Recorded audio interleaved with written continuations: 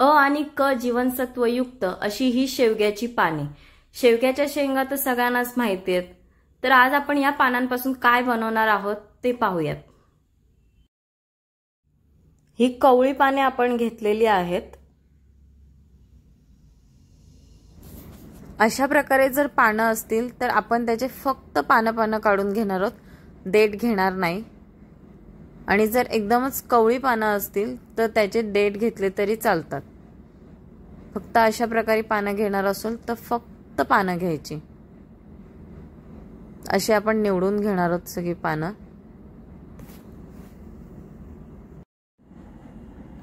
नमस्कार, Gargis crazy lab मध्ये तुम्हा सर्वांचं खूप खूप स्वागत। आज आपण बनवणार आहोत शेवग्याच्या पानांची वडी। चला तर मग वडी बनवायला सुरुवात करूया। आपण इथे पानं स्वच्छ धुवून घेतलेत आणि थोड्या प्रमाणात कोथिंबीर घेतली, कारण याला थोडा कडवट चव असते म्हणून थोडी कोथिंबीर बारीक चिरलेली आणि शेवग्याची पानं, बेसन पीठ। जर बेसन पीठ नसेल यूज करायचं तर तुम्ही इथे ज्वारीचं पीठही वापरू शकता किंवा थालीपीठाची आपली जी भाजणी असते त्यामध्ये आपण या वड्या करू शकतो, त्यालाही चव छान येते।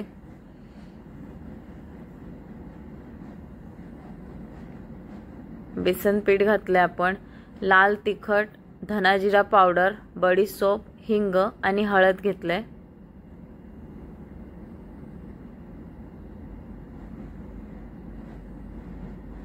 थोडं तांदळाचं पीठ ऍड करणार आहोत जेणेकरून खुसखुशीतपणा येईल। खोबरं, बारीक केलेलं खोबरं घातलंय। आलं लसूण मिरची पेस्ट आहे।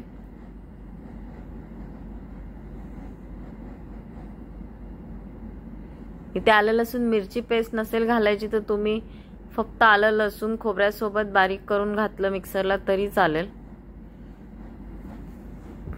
छान एकजीव करून घेऊयात।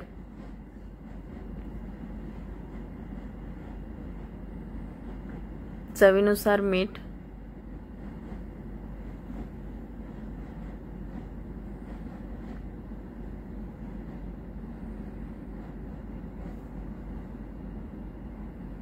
आणि गरजेनुसार थोडं थोडं पाणी ऍड करणार आहोत, कारण इथे शेवग्याच्या पानांना पाणी सहसा सुटत नाही।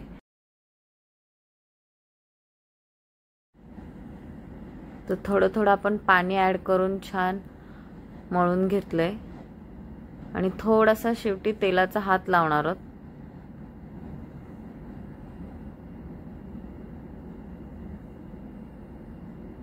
छान मिक्स केलंय। एकीकडे आपण इथे वाफवण्यासाठी भांडं रेडी केलंय, त्याला आपण तेलाचा हात लावलाय जेणेकरून वडी चिटकू नये। तुम्ही त्याचे रोल करूनही ठेवू शकता किंवा प्लेटला स्प्रेड करूनही तुम्ही वाफवू शकता। वरनं आपण थोडेसे तीळ घालणार आहोत आणि 15 मिनिटाला वाफवून घेणार आहोत।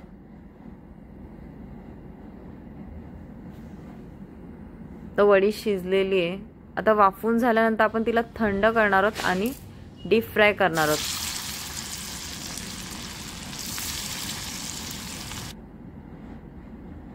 छान खुसखुशीत अशा खमंग शेवग्याच्या पानांच्या वड्या रेडी झालेल्या आहेत। नक्की ट्राय करा, खूप छान लागतात, खूप पौष्टिक आहेत।